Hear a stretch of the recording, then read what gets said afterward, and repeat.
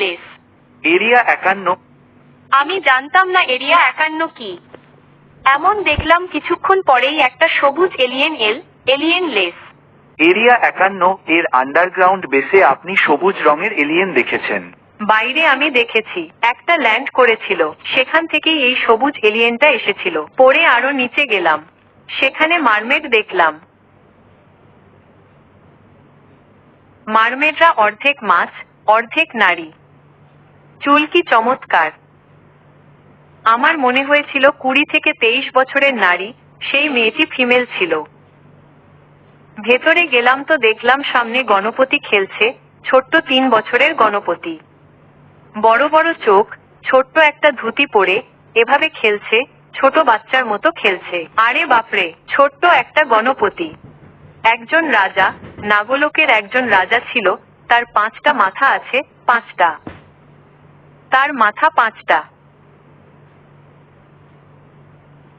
হে everyone, welcome back. Part 1-এ আমরা দেখেছি কিভাবে গীতাজি সেই সব কথা বলেছেন যে তিনি কিভাবে বিভিন্ন গ্যালাক্সিতে ভ্রমণ করেছেন, সেখানে বিভিন্ন গ্রহে গিয়েছেন, এমনকি এলিয়েনদের সাথে কথাবার্তাও বলেছেন। এবং কথা অনুযায়ী এখন আমি পার্ট 2 নিয়ে এসেছি, যেখানে তিনি তার অভিজ্ঞতা শেয়ার করছেন যে তিনি কিভাবে পৃথিবীর বিভিন্ন জায়গায় অ্যাস্ট্রাল ট্রাভেল করেছেন এবং সেখানে তিনি কি কি দেখেছেন, কি কি অনুভব করেছেন। এবং তিনি খুব অদ্ভুত সব জায়গায় গিয়েছেন, যার মধ্যে আছে এরিয়া 51, কৈলাস পর্বত, মানস সরোবর, জ্ঞানগঞ্জ এবং শেষে তিনি নাগলোকের অভিজ্ঞতা শেয়ার করছেন। তাই এই ভিডিওটি শেষ পর্যন্ত অবশ্যই দেখবেন। আমি নিশ্চিত পার্ট 1 থেকে বেশি মজা আপনারা পার্ট 2-তে পাবেন। ভিডিও পছন্দ হলে হাইপ করে দেবেন, লাইক করে দেবেন, সাবস্ক্রাইব করে দেবেন আমার চ্যানেলকে। যদি না করে থাকেন তবে তাদের সাথে শেয়ার করবেন যারা এই ধরনের কন্টেন্ট পছন্দ করেন। আমাকে ইনস্টাগ্রাম এবং ফেসবুকেও অবশ্যই ফলো করবেন। আপনি বাইরে তো সব জায়গায় যাচ্ছেন, আমাদের এখানেও অনেক রহস্য লুকিয়ে আছে, সেগুলো সম্পর্কে বলুন। আমি জানতাম না এরিয়া 51 কি। তাই না? অঞ্জলি আমাকে এমনিতেই তার বাড়িতে আমি যাতায়াত করতাম, তো সে আমাকে একবার বলেছিল, মা তুমি তো এত সব ভ্রমণ করো, তাহলে এরিয়া 51-তে একবার ঘুরে এসো। আমি বললাম এটা কোন এরিয়া, কোথায় এটা? আমার মনে হলো এটা কি এখানে পুনেতে না কোথায়। ঠিক আছে, আমি সেই নামও শুনিনি, আমি জানি না, সেটা সম্পর্কে খুব একটা জ্ঞান নেই। বুঝেছি। কি ওটা এখানে কোথাও আছে নাকি? না মা, তুমি এরিয়া 51-তে গিয়ে এসো, সেখানে কি আছে দেখে আমাকে বলো। আমি বললাম ওখানে কি ভূত প্রেত আছে নাকি, থ্রিলিং বা এমন কিছু কি আছে? হ্যাঁ, আমি বললাম না আমি বলতে পারবো না, তুমি গিয়ে দেখে এসো। যাও, তুমি বলো কি দেখলে। হ্যাঁ হ্যাঁ, কারণ সেই বিষয়ে আমার কোনো ধারণাই নেই, আমার কোনো জ্ঞান নেই। তুই গিয়ে দেখে আয়, তারপর আমি তোকে বলবো ওটা কি। ঠিক আছে। বললাম আচ্ছা ঠিক আছে, আমি তো এমনিতেই অনেক ঘুরি, আমার কাছে স্বামী বা মাউলি আছে তো। আমি সেই মেডিটেশনে গিয়ে বললাম, চলো মাউলি, কি বলছে যে এরিয়া 51 কোথায়, ওটা কি? সে লিখবে, সে বলল আমেরিকা। আচ্ছা, আমেরিকা ঘুরতে যেতে হবে আমাদের। ভিসা ছাড়াই? হ্যাঁ, ভিসা ছাড়াই। ওটা তো আমাদের প্ল্যানেটেই, আমরা তো কত গ্যালাক্সিতে ঘুরে এসেছি। আচ্ছা ঠিক আছে, সেখানে প্রথমে গিয়ে আমি কি দেখলাম? প্রথমে আমেরিকায় ঢুকলাম, সেখানে আমি ওইরকম কবরস্থান দেখলাম যেখানে মৃত মানুষদের রাখা হয়। কবরস্থান, ওটা প্রথমেই দেখলাম। আমি বললাম এর সামনে কি আছে? আরো একটু এগিয়ে যেতেই একটা বিশাল মাঠ দেখলাম, খোলা মাঠ, ওপেন এরিয়া। খুব বড় মাঠ, সেই মাঠের ভেতরে একটা আন্ডারগ্রাউন্ড ছিল। ওকে। আন্ডারগ্রাউন্ড, সেই আন্ডারগ্রাউন্ডে একটা ল্যাব ছিল। সেই ল্যাবে একজন বিজ্ঞানী ছিলেন, তিনি কিছু পরীক্ষা করছিলেন। তার নামও বলেছিলেন, আমি ভুলে গেছি, লেখা হয়নি। তার নামও এসেছিল। চশমা পরা ছিলেন, একটু বয়স হয়েছিল, কোঁকড়ানো কালো সাদা চুল। আমার মনে হয় তার বয়স 70-75-এর বেশি হবে। আচ্ছা, অনেক সিনিয়র কেউ ছিলেন? হ্যাঁ, সিনিয়র একজন বিজ্ঞানী ছিলেন, তিনি পরীক্ষা করছিলেন। কিছুক্ষণ পরই দেখলাম একটা সবুজ এলিয়ান।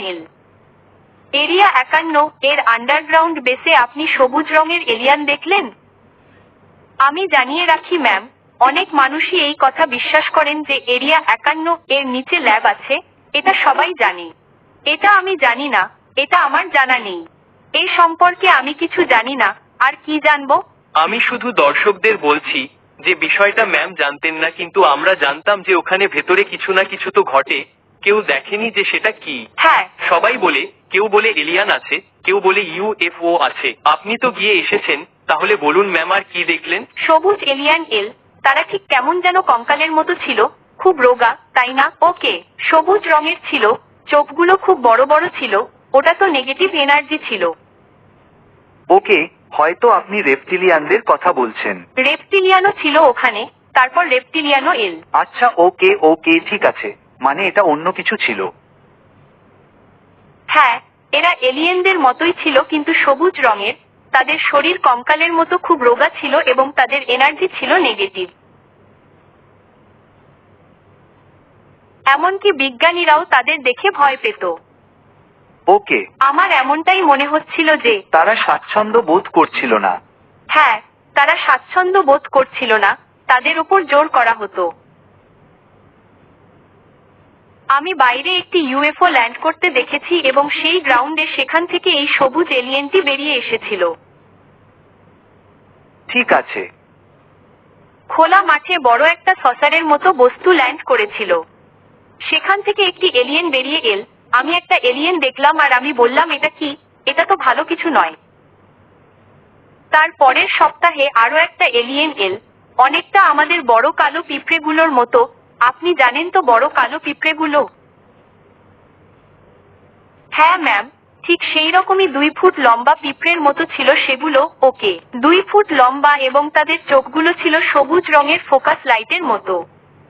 ওকে, চোখগুলো ছিল বড় বড় ফোকাস লাইটের মতো আর ওটা ছিল কালো রঙের, দেখতে একদম পোকামাকড়ের মতো। পোকামাকড়ের মতো দেখতে, ঠিক আছে। সেটা দেখতে পোকামাকড়ের মতো ছিল, ওটাও একটা এলিয়েন ছিল। আমি জানি না, আমি যা যা দেখেছি তা পরে অঞ্জলিকে বলেছিলাম।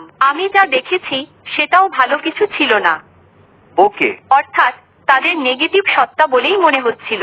বাইরে আমি 2টি ইউএফও দেখেছি, একটা ওর ছিল আর একটা ওর ছিল। ওকে, আমি ঠিক ততটুকুই দেখেছি এবং তারপর বাইরে চলে এসেছি। আপনি কি বলেছেন যে আপনি সেখানে রেপটিলিয়ানও দেখেছিলেন? কেন, রেপটিলিয়ান মানেই কি ওই পিঁপড়েগুলো নয়? না না না, রেপটিলিয়ানরা সম্পূর্ণ আলাদা ম্যাম। রেপটিলিয়ান বলা হয় টিকটিকি জাতীয় জীবদের। ওকে ওকে, হ্যাঁ, না আমি সেই ধরনের কিছু দেখিনি। ওই যে 3 আই 3 চোখ এলিয়েন এসেছিল সেটার কথা বলছি, সেটার মধ্যেই আমি দেখেছিলাম। ওয়াও ম্যাম, আপনাকে বলি, গুজরাটের এক অ্যাস্ট্রাল ট্রাভেলারও আমাকে একই কথা বলেছিলেন। ঠিক আছে, আমি তার সাথে 3 আই এলিয়েনদের নিয়ে লাইভ করেছিলাম। আচ্ছা, তিনিও আমাকে ঠিক এই কথাটাই বলেছিলেন। হ্যাঁ, 3 আই এলিয়েনদের ভেতরে আমি কুমিরের মতো একটা প্রাণী দেখেছিলাম। হ্যাঁ, তারও একই কথা ছিল যে তারা দেখতে খুব অন্যরকম ছিল এবং তাদের কুমিরের মতো লেজ ছিল। হ্যাঁ, একদম কুমিরের মতো বড় লেজ ছিল। রংটা ছিল শুকনো কাঠের মতো, ঠিক সেই রঙের ছিল। তিনি আমাকে বলেছিলেন যে অনেক অ্যাস্ট্রাল ট্রাভেলার সেখানে গিয়ে তাদের পর্যবেক্ষণ করছেন। আচ্ছা, হ্যাঁ, আর ইউএসএ তেও একজন আছেন, নামটা এই মুহূর্তে মনে পড়ছে না। তিনি একজন খুব বিখ্যাত অ্যাস্ট্রাল ট্রাভেলার। তিনিও একই কথা বলেছেন যে 3 আই এলিয়েনদের ভেতরে রেপটিলিয়ানরা আছে। আচ্ছা, আমি এটা জানতাম না। আমি অঞ্জলিকে পরে বলেছিলাম, মা ওদিকে দেখ। আরে ওদিকে কি? এখানে তো আমার কুমিরের মতো কিছু একটা দেখা যাচ্ছে। আমি ওকে জানিয়েছিলাম। ওদিকে তো এলিয়েনদের মতো কাউকে দেখিনি, তবে আমি কুমির দেখেছি। ওই এলিয়েন প্রজাতিকে বলা হয় রেপটিলিয়ান এলিয়েন। ওকে ওকে, ওদেরকেই ওটা বলে। আচ্ছা, ওই রেপটিলিয়ান আমি ওদিকে দেখেছি, এখানে নয়। এখানে পিঁপড়ের মতো, পোকামাকড়ের মতো। পোকামাকড় তো এমনই হয়। আমি শুনেছি, তবে ঠিক পিঁপড়ে নয়। আমি শব্দটা ভুলে যাচ্ছি, আমার মনে পড়ে যাবে। আমি সেটার ছবি দিয়ে দেব। ওরাও পোকামাকড়ের মতোই হয়, আকারে বড়, কিন্তু ওরা একটু পজিটিভ হয়। আমি যতটুকু শুনেছি, এই পিঁপড়ে বড় নয়। আমি এটা প্রথমবার আপনার কাছে শুনছি। আর ওর শরীরে সবুজ আলো ছিল। ওরা কি কথা বলছিল তা বুঝতে পারিনি, কিন্তু ওই প্রথম এলিয়েনটার ওপর খুব চাপ ছিল। ওটা একটা নেতিবাচক সত্তা ছিল। হয়তো ইউএস নেগেটিভ এলিয়েনদের সংস্পর্শে আছে। হয়তো। হ্যাঁ, সেই কারণেই সে সবসময় ধ্বংসাত্মক কাজগুলো করে চলেছে। হয়তো আমারও তাই মনে হয়। হয়তো এই সবকিছু আগে এসেছে, আমার এগুলো এখন চলছে। হ্যাঁ হ্যাঁ হ্যাঁ, আমি জানি, আমি বুঝি। হ্যাঁ, আপনি তো আপনার যাত্রায় গত 10 বছরে এগুলো দেখে নিয়েছেন। হ্যাঁ হ্যাঁ। ম্যাম, আপনি কৈলাসেও গিয়েছেন, অঞ্জলি জি আমাকে বলছিলেন, সে বিষয়ে একটু বলুন। হ্যাঁ, আমি এখন এটা হলো গ্যালাক্সি। আমি বললাম এখন পাহাড়ে কৈলাস পর্বতে যেতে হলে শারীরিকভাবে ফিট হতে হবে। ওখানকার তো হ্যাঁ অক্সিজেন কম থাকে। তার চেয়ে ভালো মাউলির সাথে ঘুরে আসা। একদম 100%। কারণ তাতে অনুভূতিও থাকে, সবকিছুই থাকে, সবকিছু দেখা যায়, এমনই হয়। তাই আমি বললাম মাউলি, চল আমরা কৈলাস পর্বত যাই। আপনার তো মারাঠি আসে তাই না? হ্যাঁ হ্যাঁ, আমি বুঝতে পারি। হ্যাঁ, একদম একদম। মাঝে মাঝে ওর সাথে মারাঠিতে কথা বলেন না? হ্যাঁ, আমি বুঝলাম, আপনি সেই ভাষাতেই কথা বলুন যেটাতে আপনি স্বাচ্ছন্দ্য বোধ করেন। হ্যাঁ, আরে চলো আমরা যাই। হ্যাঁ মাউলি বলল চলো, নিয়ে গেল। উপরে যেতে যেতে প্রথমে মানস সরোবর পেলাম। মানস সরোবর, হ্যাঁ এখানকার আবহাওয়া খুব ঠান্ডা, পুরো অনুভব করা যায়, মনে হয় যেন আমরা বরফের মধ্যে আছি, এমনটা অনুভব হয়। কিন্তু আমরা খালি পায়ে ছিলাম, কিছুই না, চটি জুতো কিছুই নেই, সোয়েটার টুইটার কিছুই নেই, এমন কিছু নেই। আমরা যখন যাই মানস সরোবর দেখতে এত সুন্দর, একেবারে স্বচ্ছ জল, নিচের নুড়ি পাথরগুলো দেখা যায়, জলটা যেন একটা বড় সমুদ্রের মতো, বেশ বড়। হ্যাঁ আমি দেখেছি, আমার কাছে তো এটা সমুদ্রের মতোই মনে হয়েছে। পানির লেয়ার একদম এমন আসে, খুব ভালো ছিল। আমি মালিকে বললাম চলো আমরা ভেতরে গিয়ে আসবো পানির নিচে। ওকে ওকে। হ্যাঁ, সবাই বাইরে থেকে দেখে, ভেতরে গিয়ে দেখবো ওটার ভেতরে কি আছে। আমার মনে হতো ওখানেও দেবদেবী থাকেন, এমনটা আমি শুনেছি। কি পোর্টাল আছে জানি না আমিও। আমরা পানির ভেতরে যাব। চলো, সে আমার হাত ধরলো, দুজনে হাঁটতে হাঁটতে পানির ভেতর গেলাম। যেতে যেতে এই পর্যন্ত পানি, শেষ পর্যন্ত পানি আসছিল। আমি ভয় পেয়ে গেলাম। আমি বললাম মালি হাত শক্ত করে ধর, আমার হাত ধরো। আমার মনে হয় সে বলল আমি কি তোকে ছাড়, আমাদের কথা হচ্ছিল। হ্যাঁ, কথা বলতে বলতে যাচ্ছি। হ্যাঁ, নিচে যাচ্ছি, ডুব দিয়ে পানিতে গেলাম, নিচে গেলাম, নিচে গেলাম। নিচে গিয়ে ওখানে একটা বড় আর এই দীপক আছে না, টট, এত বড় কচ্ছপ, একটা ঘরের মতো। যাক, 20 কে কত কিলো জানি না, এত বড় কচ্ছপ, খুব বড় সবুজ রঙের কচ্ছপ দেখলাম। শান্ত পানিতে সাঁতার কাটছিল, এমন ভাবে সাঁতার কাটছিল যেন নিয়ে যাচ্ছে। আমি দেখলাম সেটা বড়, বাপরে। আমি বললাম এত বড় কচ্ছপ জীবনে কখনো জানতামও না, এত বড়। ওজন হয়তো কত 2000 কেজি বা কত হবে, হয়তো অত বড় একটা ঘরের মতো। ওটা এত বড় ছিল, পানি তো এতটুক, তাতে কি এত বড় দেখা যায় সেই অনুযায়ী? আমার একদমই বোধগম্য নয়। পানির হিসাব অনুযায়ী কিন্তু আমাকে খুব বড় দেখালো, কিন্তু একদম শান্ত ছিল ওটা, একদম শান্ত, তার নিজস্ব গতিতে সে যাচ্ছিল। আমি বললাম আরে এটা তো কচ্ছপ। ব্যাস, পরে আরো নিচে গেলাম, ওখানে মরমেইড, মৎস্যকন্যা দেখলাম। মৎস্যকন্যা অর্ধেক মাছ, অর্ধেক নারী। চুল এত বড় ছিল, আমার মনে হলো 22 থেকে 23 বছরের সেই নারী বা মেয়ে ছিল। ওকে, ফিমেল ছিল, সুন্দরী, খুব সুন্দরী ছিল সে। তার নিজস্ব গতিতে সাঁতার কাটতে একদম দেখলাম আমি, ওয়াও, এই মৎস্যকন্যা রিয়েল থাকে, উদ্ধৃতি চিহ্ন।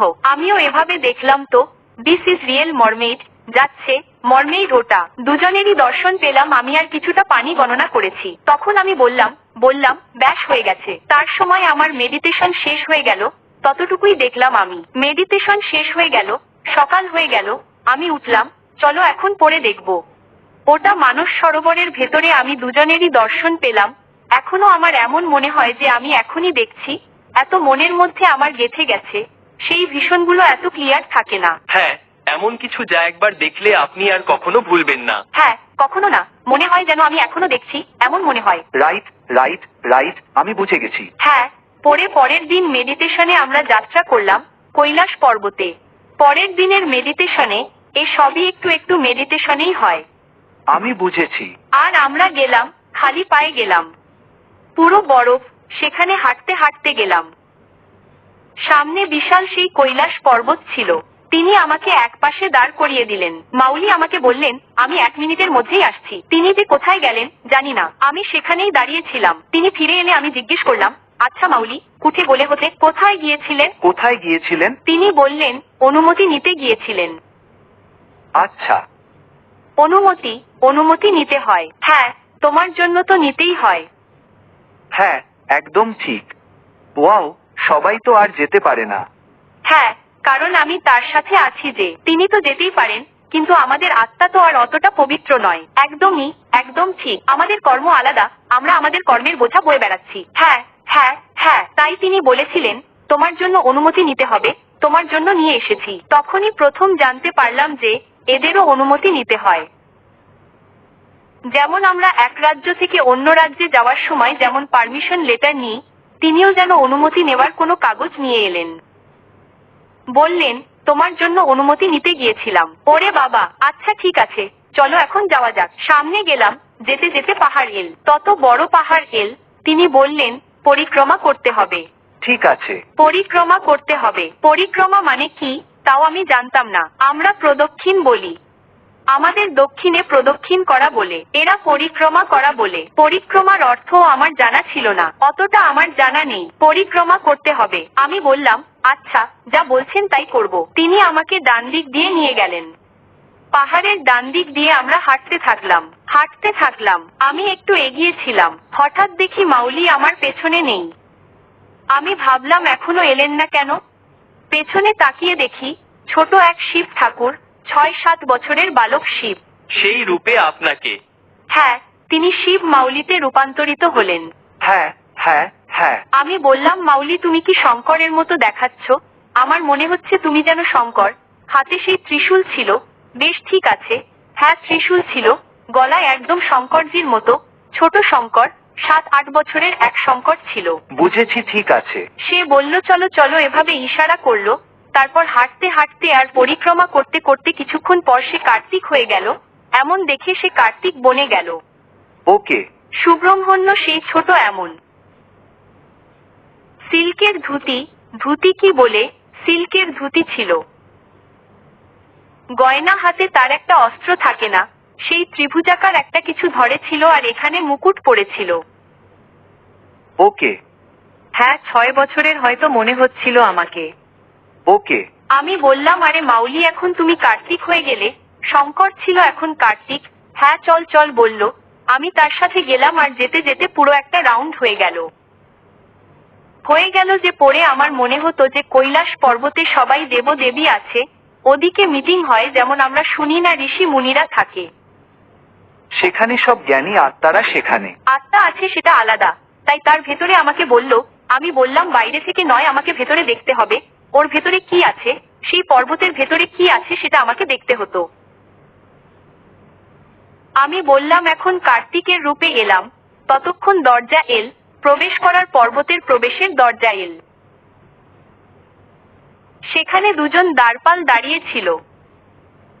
আচ্ছা। প্রবেশ পথে দুটো হাইটের মতো দুটো দ্বারপাল, নন্দীর মতো। ওকে। দুজন ছিল মানুষ, যেমন বড় বড়, কিন্তু এমন নন্দীর মতো লাগছিল। ওকে। সে সময় তারা গেল, তারা কার্তিককে দেখে এমন নমস্কার করলো, তারা তাকে মাথা নত করলো। হ্যাঁ, মাথা নত করলো। আমি তার সাথে ছিলাম, আমাকে কেউ কিছু বলেনি, মানে কোথাও আমাকে কেউ আটকায়নি। হ্যাঁ, আপনি তাদের সাথে আছেন তো, যেতে দিল।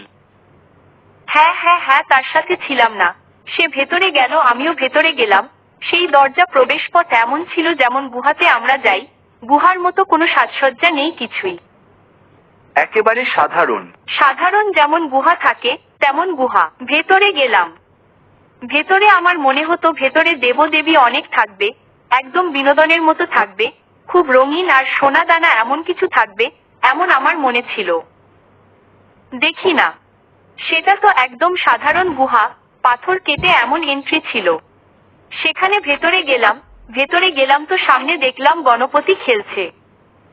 ছোট্ট 3 বছরের গণপতি, বড় বড় চোখ, ছোট্ট ধুতি পরে এমন খেলছে, ছোট্ট বাচ্চার মতো খেলছে। আরে বাবা, ছোট্ট গণপতি আছে, আর কি আছে এখানে, এভাবে দেখলাম।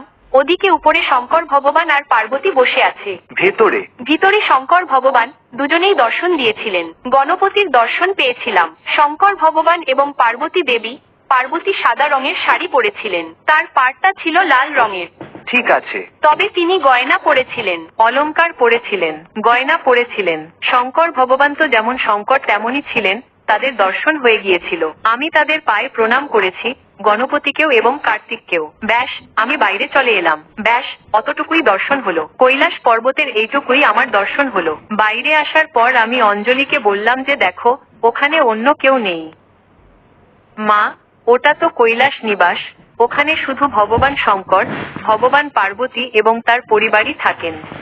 হ্যাঁ, বলা হয় যে এটা শিবজির জায়গা। হ্যাঁ হ্যাঁ, সেটা আমি জানতাম না। আমি বলেছিলাম আমার মনে হয় সেখানে অনেক লোক, অনেক ঋষি থাকেন। আসলে বলা হয় জ্ঞানগঞ্জ বলে একটি জায়গা আছে, সেটা কৈলাস নয়, কৈলাসের কাছাকাছি। সেই এলাকাতেই। তাই যদি আপনি কখনো আবার ওদিকে যান, তবে জ্ঞানগঞ্জে যাবেন।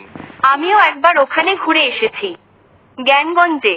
হ্যাঁ, তার পথটা আমি মহাবিশ্ব থেকে পেয়েছিলাম। ঠিক আছে। সেখানে আমাকে সত্য সাই বাবা নিয়ে গিয়েছিলেন। ঠিক আছে, ঠিক আছে, ঠিক আছে। হ্যাঁ, মহাবিশ্বের উপরে তিনি দেখিয়েছিলেন। সেখানে গিয়েছিলাম এবং সেই গ্রহে প্রবেশ করেছিলাম। মানে সেই গ্রহের দরজাটা আমি সেখান থেকে পেয়েছিলাম, জানতাম না যে পথটা কোথায়। বলে সেই শহর সবার জন্য নয়, কেউ দেখতেও পায় না, কিন্তু সেখানে চিরঞ্জীবী মানুষ আছেন, যেমন হনুমানজি। হ্যাঁ হ্যাঁ, থাকেন, আমিও এমন শুনেছি। আমি শুনেছি যে ওটা সেখান থেকে, নয়তো আমার মনে হয়েছিল ওটা মানস সরোবরের ভিতরে। নয়তো না, সেখানে তো আমি শুধু এই দুজনকে দেখেছি, তার ভিতরে আমি যাইনি। তার ধ্যান শেষ হয়ে গিয়েছিল। আমাকে মুক্ত পর্বত দেখতে হয়েছিল, ভিতরে গিয়ে দেখতে চেয়েছিলাম, সেটুকুও দর্শন হয়ে গিয়েছিল। শুধু ভগবান শঙ্কর, মাতা পার্বতী, গণপতিজি এবং কার্তিকজির। বাকি জ্ঞানগঞ্জে যখন আপনি গিয়েছিলেন, তখন রাস্তা। সেখান থেকে আমি গিয়েছিলাম, সত্য সাই বাবা আমাকে এই পথটা দেখিয়েছিলেন। উপরে গিয়ে সেই গ্রহের মতো প্রবেশপথ দিয়ে ভিতরে গিয়েছিলাম। কি ব্রহ্মা, ভগবান ব্রহ্মা। ঠিক আছে। প্রবেশপথেই তাদের দেখলাম, আর তারপর আমি বললাম আরে বাবা রে, ব্রহ্মা বসে আছেন। ওখানে সামনে একটু এগিয়ে যেতেই দেখলাম বিষ্ণু ভগবান বসে আছেন। ঠিক আছে। বিষ্ণু ভগবান, তাদের দর্শন হলো। পরে পাশে 7 জন ঋষি, সপ্ত ঋষিরা যজ্ঞ করছিলেন, মন্ত্র পাঠ চলছিল। কেউ আমাদের দেখতে পায় না।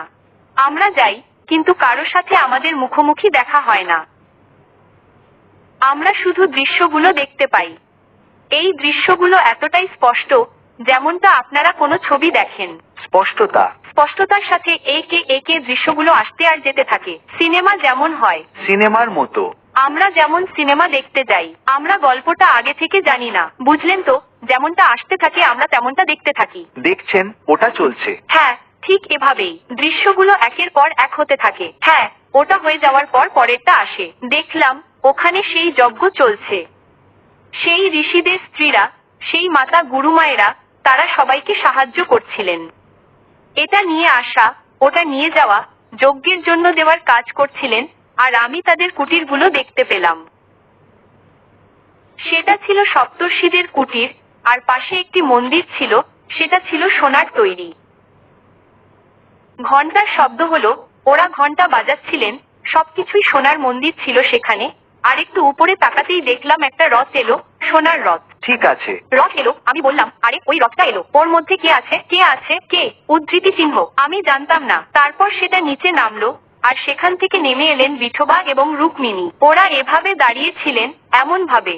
বিঠোবা, রুক্মিণী, তাদের দর্শন পেলাম। ব্যাস, কারো সাথে কোনো কথা হয়নি। আর হনুমানজিও ছিলেন, এত বড় বড় পা, হাতে তার সেই গদা। সেখানে হনুমানজিরও দর্শন পেলাম। আর গৌতম বুদ্ধ একটা গাছের নিচে তপস্যায়, ধ্যানে মগ্ন ছিলেন। ওটা সেই সব মহান আত্মারা সেখানে ছিলেন। হ্যাঁ হ্যাঁ হ্যাঁ। তখনই আমার মনে হলো যে হয়তো এটাই জ্ঞান, হয়তো এটাই। আপনি ধরে নিয়েছেন যে ওটাই হতে পারে। হ্যাঁ। তো সেটা কি দেখতে অনেকটা পৃথিবী গ্রহের মতো ছিল? না না না, পৃথিবীর মতো ছিল না। নিচে মাটি বা ধূলিকণা দেখা যাচ্ছিল না, যেমন মেঘ থাকে না ঠিক সেরকম। নিচে কি ছিল কিছুই দেখা যাচ্ছিল না, সবাই এভাবে। ওয়াও, একটা শেষ জিনিস জানতে চাই, আপনি যখন নাগলোকে গিয়েছিলেন সেই প্রক্রিয়াটা একটু বলুন। আপনি কিভাবে গিয়েছিলেন, কি কি দেখেছিলেন, আর পরবর্তী ভিডিওতে আপনার সাথে বাকিটা জানবো। তাই আমি মাউলিকে বললাম, গুরু, আমার ওই জগতে যেতেই হবে। তিনি বললেন, ঠিক আছে। আমরা দুজনেই রেডি হয়ে গেলাম। মহাবতার বাবাজি আমাদের সাথে এসেছিলেন। মহাবতার বাবাজি এবং তিনি বললেন, এটাই তার ভেতরে যাওয়ার এন্ট্রি। সমুদ্রের পানির নিচে নিয়ে গেলেন আমাদের সবাইকে। সেখানে আমরা তিনজন ছিলাম। মাঝখানে ছিলেন মহাবতার বাবাজি, এক পাশে আমি এবং অন্য পাশে মাউলি, আমার গুরু মাউলি। সেই দুজনেই মাঝখানে ছিলেন। আমরা দুজনের হাত ধরেছিলেন। পানির ভেতর, সমুদ্রের মাঝখানে ভেতরে গেলাম। পানির নিচে যাচ্ছি, হাত ধরে। মহাবতার বাবাজিও সাথে ছিলেন। আমি দেখলাম মহাবতার বাবাজি সাথে আছেন। নো ওরি মানে গুরু আছেন, কোনো চিন্তা নেই, আমার জন্য যাচ্ছ। নিচে নিয়ে গেলেন। ভেতরে গিয়ে একটা সোনালী প্রাসাদ পেলাম। আমরা নিচে নামতেই সোনালী প্রাসাদের প্রবেশপথে অনেক মানুষ ছিল। তারা যেন দেখছিল বাবা কবে আসবেন এবং সেখানে সব আয়োজন ছিল তাকে স্বাগত জানানোর জন্য। আচ্ছা, ওকে, মানে বাবার জন্য, বাবাজির জন্য, মহাবতার বাবাজির জন্য। হ্যাঁ, সেই সময় যখন আমরা নিচে নামছিলাম তখন আমি বাবাকে এভাবে দেখলাম। সেই সময় তার মাথাটা নাগের মাথার মতো ছিল। আচ্ছা, এটা মাথা ছিল না, নাগ, সাপের মাথা ছিল। সাপের মাথা ছিল তার, একদম কালো রঙের সাপ আমি দেখেছি। আরে, বাবাজির মাথা নয়, সেখানে সাপের মাথা ছিল। এটা আমার এখনো মনে পড়ে। আমি যেটাই দেখেছি, হাত ধরে নিয়ে গেলেন। সেখানে অনেক লোক ছিল। তারা খুব স্বাগত জানিয়েছিল। তিনি হলেন, তার নাম নাগরাজ। এমনটা আমি পড়ে জানতে পারলাম যে গুরুর নাম, সেই বাবাজির নাম নাগরাজ। নাগরাজ, আচ্ছা, ওনার আসল নাম নাগরাজ। হ্যাঁ হ্যাঁ। ওকে। তার সাথে নাগলোকের খুব গভীর সম্পর্ক আছে। আমি অনেকের কাছ থেকেই শুনেছি এটা। এমনটা বলে আমি জানি না। না, আমি আপনাকে বলি, কারণ আমি মহাবতার বাবাজির ব্যাপারে অনেক পড়াশোনা করি। তো যারা তার দর্শন পেয়েছেন, কিছু মানুষ তার গুহা পর্যন্ত গেছেন, তার ফিজিক্যাল বডিতে, যেটা উত্তরাখণ্ডে আছে। সেখানেও তারা বলেছিল যে একজন জানিয়েছিলেন তিনি মহাবতার বাবাজির সাথে বসেছিলেন এবং হঠাৎ নাগলোক থেকে কেউ একজন আসে। দেখুন, সংযোগ তো আছেই। সংযোগ আছে। তারা বলেছিলেন নাগলোকের সাথে বাবাজির খুব শক্তিশালী সংযোগ আছে। এটা আমি জানতাম না বলেই মাউলি আমাকে বাবাজির কাছে নিয়ে গিয়েছিলেন। তিনিই প্রধান নিয়ে গিয়েছিলেন। সেখানে বাবাজিকে তারা খুব ভালোভাবে স্বাগত জানিয়েছিলেন। আমরা একসাথে ছিলাম, তার সাথে আমাদেরও স্বাগত জানানো হলো। আপনি 100% অতিথি। হ্যাঁ, তেমনই হলো। আর সেখানে একজন রাজা ছিলেন, নাগলোকের একজন রাজা। তার 5টা মাথা আছে। 5টি? তার 5টি মাথা আছে। তার উপরে এটাকে কি বলে? মণি। সেটা মণি। রুবি। এটাকে কি বলে? হ্যাঁ, ডায়মন্ড। হ্যাঁ, ওটা লাল রঙের, এদিকে গোলাপি বা লাল রঙের। লাল রঙের সেটাও হয়। লাল বা গোলাপি কিছুটা এমন। ঠিক আছে। এত বড়, তিনি হলেন সেই জায়গার রাজা। হ্যাঁ, নাগলোক, তিনি রাজা ছিলেন। দারুণ। তিনি এতে বসে আছেন, তার সিংহাসন, বড় সিংহাসনে তিনি বসে আছেন, সব সোনার সিংহাসন। তার পাশে সবকিছু চলছিল। তার ওখানে সবাই বসে আছে, কারো একটা, কারো দুটো, আলাদা আলাদা 3টে মাথা। সেটা তাদের পদমর্যাদা অনুযায়ী মাথাগুলো হয়। ঠিক আছে, তারা যে কাজ করে তার স্তর অনুযায়ী। মাসিক স্তরে যারা পদমর্যাদা অনুযায়ী তাদের সেটা থাকে। পুরুষদের মাথা থাকে আর শরীর। আর মহিলারা খুব ভালো পোশাক পরেন, তাদের শরীর, কিন্তু তারা যে কোনো রূপে রূপান্তরিত হতে পারেন, এভাবেও হতে পারেন, ওভাবেও হতে পারেন। ইচ্ছাধারী যেমন। তারা ইচ্ছাধারী হয়। তো আমরা এমন দর্শন পেয়েছি, আমি এমন দর্শন পেয়েছি। মহিলারা সব এমন গয়না পরে, অর্ধেক সর্প আর অর্ধেক মানুষ, ফুল দিয়ে স্বাগত জানালো। এসব কিছু আমি দেখেছি। আর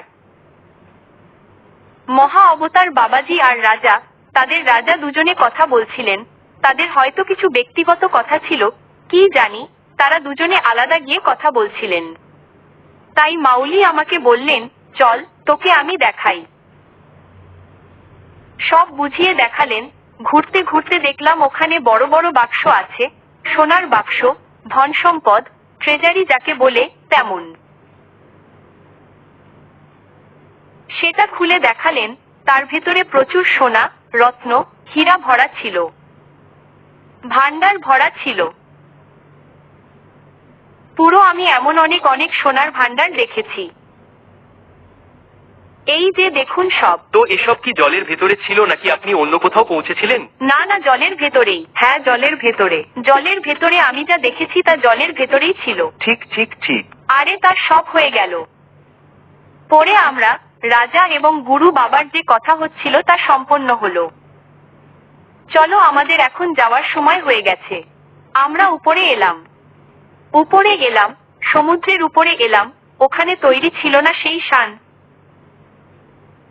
কখন কি বলতে হয়, হাঁস। হাঁস হাসার জায়গা। স্নানের একটা বড় জাহাজের মতো, সেটা কি বলে, নৌকার মতো থাকে তো। নৌকা তো তৈরিই ছিল। আমরা তাতে বসলাম এবং ওদিক পর্যন্ত চলে এলাম। হয়ে গেল স্বয়ং দর্শন। ম্যাম, এত মজা হয়েছে। আমি আপনাকে বলি, আমাদের কথা বলতে বলতে অলমোস্ট 1.5 ঘন্টা হয়ে গেছে। ও মাই গড। এতক্ষণ আমি কখনো কারো সাথে কনভারসেশন করিনি, তো অনেক কিছু জানার আছে, কিন্তু পরে কানেক্ট করব। আর আপনার যে অভিজ্ঞতাগুলো আছে, বিশেষ করে আপনি এখন যেটা করছেন, যখন সেটা কমপ্লিট হয়ে যাবে, ম্যাম আমাকে প্লিজ ইনফর্ম করবেন। জানতে চাই আপনি কি শিখলেন। আর আমি নিশ্চিত লোকেদের খুব মজা লেগেছে এবং থ্যাংক ইউ সো মাচ যদি আপনি। আমার যে অভিজ্ঞতা হয়েছে সেটা আমি শেয়ার করলাম আপনাদের সাথে। একদম ম্যাম, অনেক সাহস লাগে। দেখুন, লোকে যা খুশি ভাবতে পারে, but it is all right, কোনো সমস্যা নেই। দেখুন, এটা ফ্রি উইলের ব্যাপার, তাই না? আমি বুঝি সবাই নিজের মতো করে ভাববে, ঠিক আছে, একদম। কেউ যদি এন্টারটেইন হয় তবে ভালো কথা। আমাদের জন্য এন্টারটেইন হয়েছে। কেউ হয়তো কিছু শিখলো, তাই না? কেউ আপনার মাধ্যমে দুনিয়া দেখলো, তো খুব মজা হয়েছে। And thank you so much. আপনি এত সময় দিলেন। যেসব